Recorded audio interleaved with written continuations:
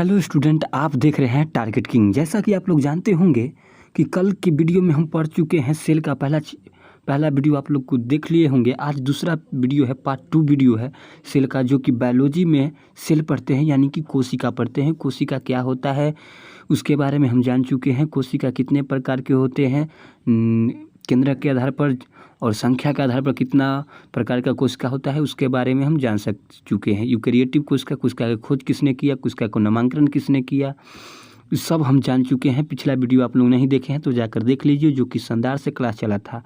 तो आज पढ़ेंगे कोशिका के मुख्य भाग पढ़ेंगे। तो उससे पहले एक आप लोग के कोट लाइन, सीढ़ियाँ उन्हें मुबारक हो जिन्हें सिर्फ छत तक जाना है।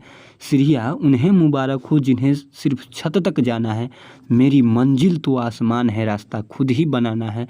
तो रास्ता खुद ही बनाइए। आप लोग चलते हैं, आज पढ़ेंगे। बता दें कि सबसे प्रथम क्लास टाइम आप लोग की संध्या 6:30 में बायोलॉजी देखना मत भूलिएगा और सुबह 6:30 में करेंट अफेयर करना मत भूलिएगा। और पीडीएफ के लिए व्हाट्सएप ग्रुप में जुड़ जाइए। चलते हैं आज की क्लास पे। कल हम पढ़ चुके हैं, इसको हम पढ़ेंगे। यूकेरियोटिक और प्रोकैरियोटिक के एक वीडियो अलग से बनाकर हम आप लोग के बीच में डाल देंगे, ताकि यूकेरियोटिक और प्रोकैरियोटिक आप लोग के बीच में हो जाए। तो आज पढ़ेंगे कोशिका झिल्ली होता क्या है। कोशिका झिल्ली देखिए, ये है सेल है। मान लिया आप लोग कि ये सेल है और ये बीच में होता है क्या, बीच में होता है केंद्रक। ये होता है ना, ये दोस्तों ये होता है। इसके बाहरी लेयर को क्या कहते हैं, बाहरी लेयर को क्या कहते हैं? तो आप लोग कहिएगा कि सर इसके बाहरी लेयर को कोशिका भित्ति कहते हैं। समझ में आ रहा है चला? तो आप लोग कहिएगा कि जी सर बाहरी लेयर के कोशिका भित्ति कहते हैं। और ये किस में पाया जाता है? जीवित कोशिका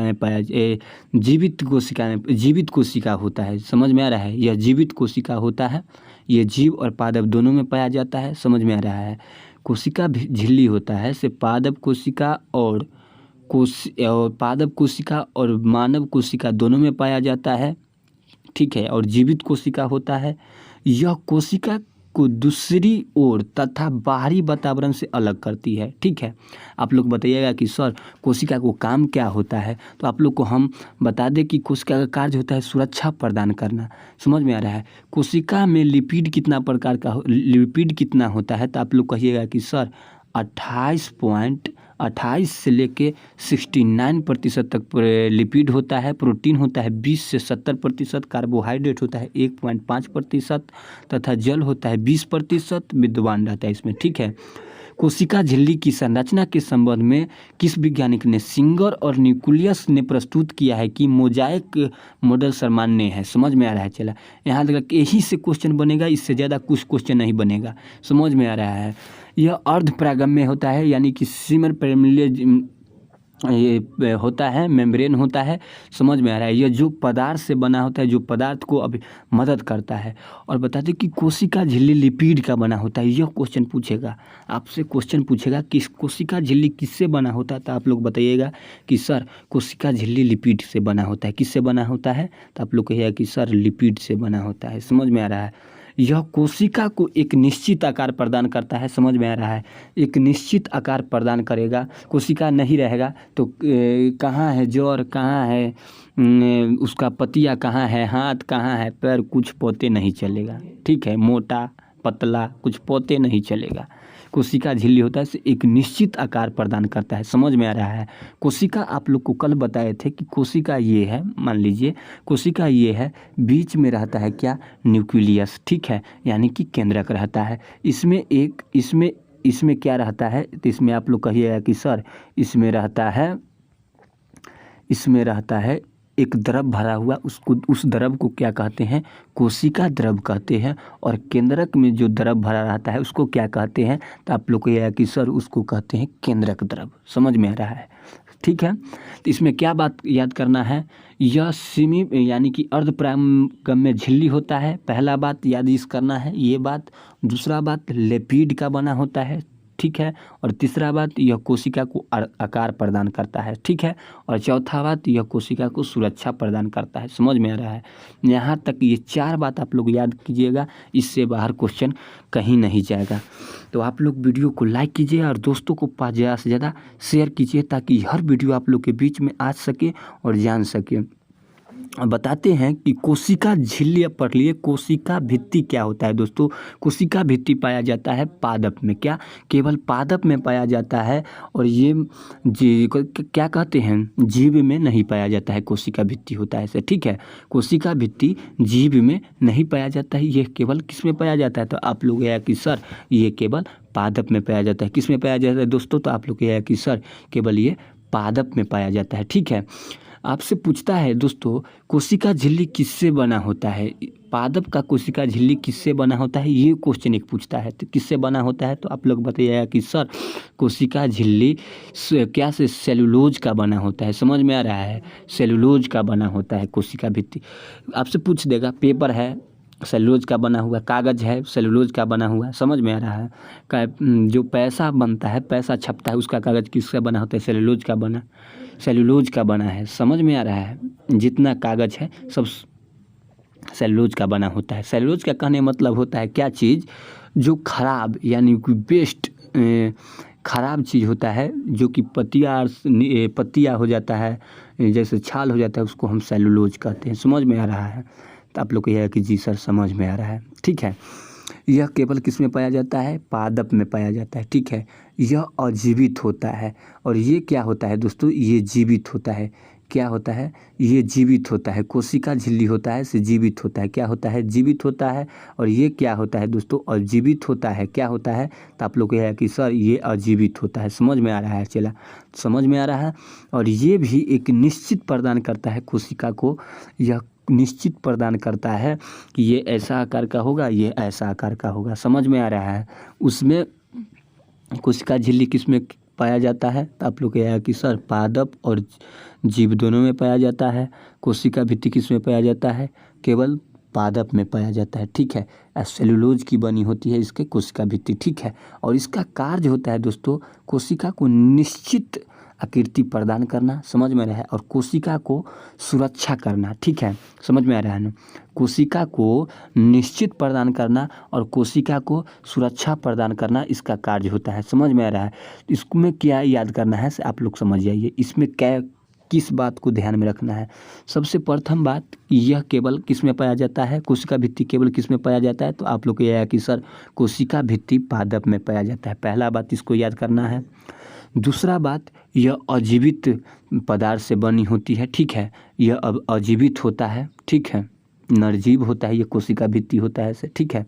और तीसरा बात याद करना है, यह अजीवित हो, ये क्या होता है? अनिश्चित प्रदान करता है कोशिका को। और चौथा बात याद करना है कि यह कोशिका भित्ति सेलुलोज की बनी होती है। आपसे एक क्वेश्चन पूछता है दोस्तों, कवक का कोशिका भित्ति किससे बना होता है? तो आप लिख लीजिए काइटिन का बना होता है।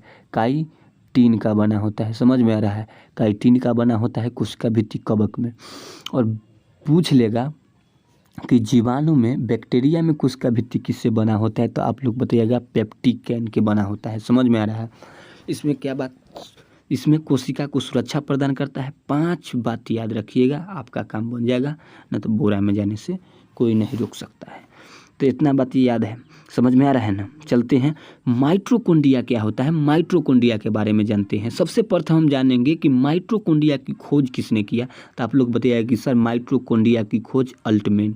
एक क्वेश्चन पूछा था एक एग्जाम में कि माइटोकॉन्ड्रिया की खोज किसने किया, तो बताइएगा आप लोग। 1890 में अल्टमैन ने किया। एक क्वेश्चन पूछा था दोस्तों CHSL में कि कोशिका भित्ति किससे बना होता है? पादप का, तो सेलुलोज का। एक क्वेश्चन दूसरा शिफ्ट में क्वेश्चन पूछा था, कवक का कोशिका भित्ति किससे बना होता है? तो आप लोग बताइएगा उसका आंसर क्या था। तो आप लोग बताइएगा काइटिन था। समझ में आ रहा है? और अल्टमैन ने इसको खोज किया था माइटोकॉन्ड्रिया को। माइटोकॉन्ड्रिया की खोज किसने किया? अल्टमैन ने किया था। कब किया था? 1890 ईस्वी में इसका खोज किया था। और बेंडा नामक एक वैज्ञानिक था जिसने इसको नाम क्या दिया था? माइटोकॉन्ड्रिया दिया था। या बताइएगा कि सर माइटोकॉन्ड्रिया कहाँ रहता है? देख लीजिए, ये केंद्रक है, ये कोशिका में, ये माइटोकॉन्ड्रिया मान लीजिए, ये कोशिका में माइटोकॉन्ड्रिया हो जाएगा, गोल्गी बॉडी हो जाएगा, लाइसोसोम हो जाएगा। समझ में आ रहा है? समझ में आ रहा है? इसी प्रकार रहता है। तो बता दें कि ये मान लीजिए ये क्या है? तो आप लोग कहेगा कि सर ये हो गया ये हो गया माइटोकॉन्ड्रिया, समझ में आ रहा है। ये क्या हो गया, माइटोकॉन्ड्रिया, समझ में आ रहा है ना। ये हो गया माइटोकॉन्ड्रिया, माइटोकॉन्ड्रिया ये है, ठीक है। और माइटोकॉन्ड्रिया की संख्या कितना होता है दोस्तों प्रति कोशिका में। एक कोशिका, बता दें कि कोशिका, कल की वीडियो आप लोग देखे होंगे, कोशिका शरीर का छोटा अंग नहीं होता है, शरीर का छोटी इकाई होता है, यूनिट होता है।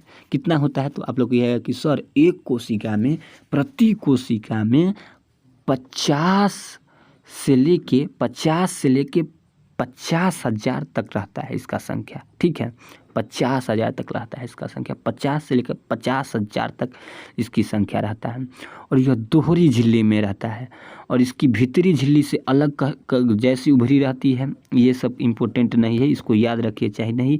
इसको याद रखिएगा कि प्रत्येक कोशिका में खोज कितना रहता है माइटोकॉन्ड्रिया, तो 50 से लेके 5,000 तक। इसकी चौड़ाई कितना होता है, 0.2 माइक्रोमीटर से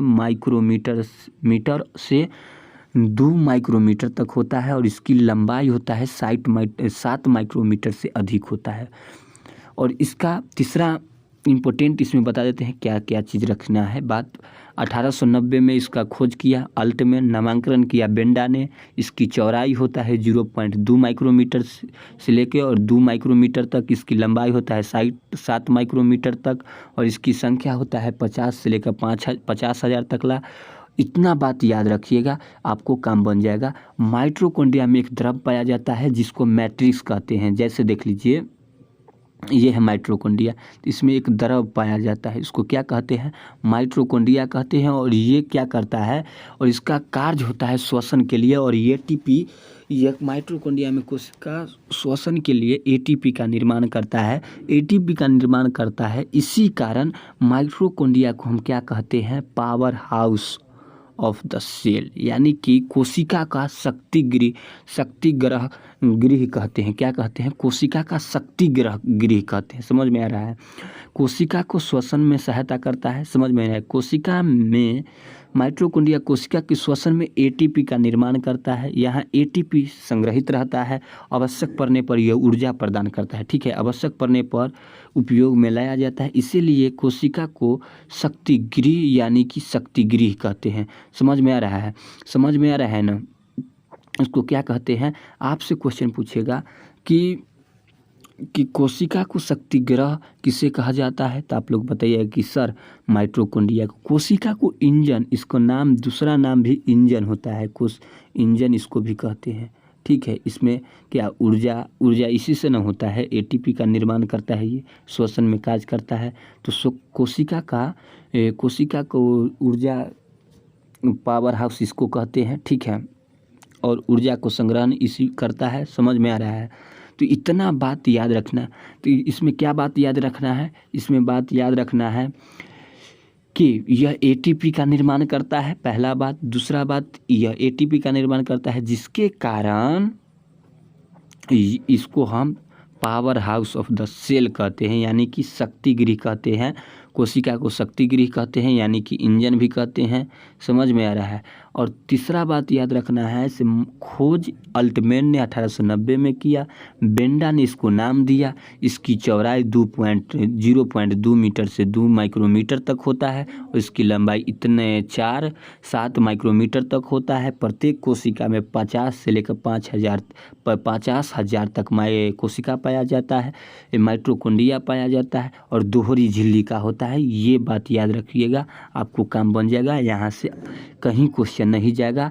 तो आज के लिए इतना ही। यह वीडियो कैसा लगा कमेंट करके बताइएगा। अच्छा लगा होगा तो वीडियो को लाइक कर दीजिएगा।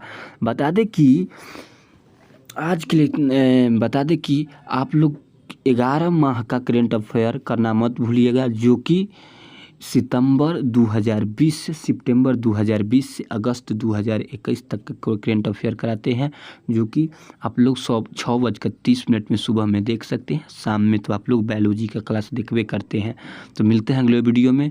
तो वीडियो को लाइक कर दीजिएगा, दोस्तों को पास शेयर कर दीजिएगा, और चैनल को सब्सक्राइब कर दीजिएगा। जय हिंद, जय भारत, वंदे मातरम।